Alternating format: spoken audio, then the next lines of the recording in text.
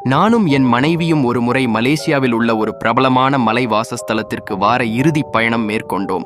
கதைகளை கேள்விப்பட்டிருந்தோம், ஆனால் அவை எங்களுக்கு நடக்கும் என்று நாங்கள் கனவிலும் நினைக்கவில்லை. புகைப்பிடிக்காத ஒரு அறையை கேட்டோம், ஆனால் நான் உள்ளே நுழைந்தவுடன் சிகரெட் புகை என் முகத்தில் நேரடியாக வீசியது போல் உணர்ந்தேன். அறையில் யாரோ புகைப்பிடிப்பது போல் தோன்றியது, ஆனால் யாரும் இல்லை. விந்தையாக என் மனைவிக்கு எதையும் மணக்க முடியவில்லை. இரவில் எங்களுக்கு தூக்கம் வரவில்லை.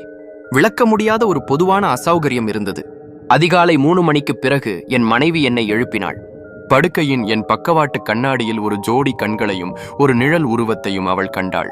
அது நான் தூங்கிக் கொண்டிருப்பதை பார்த்து கொண்டிருந்தது.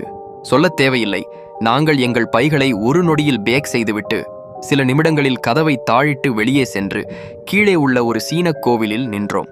என் அம்மாவின் அறிவுரையை நினைவில் வைத்துக்கொண்டு பிரார்த்தனை செய்ய உள்ளே சென்றேன். பாதிரியார் என்னை ஒரு முறை பார்த்து, "நீ ஏதோ அழுக்கு, ஏதோ தீமையை பார்த்தாய்" என்றார்.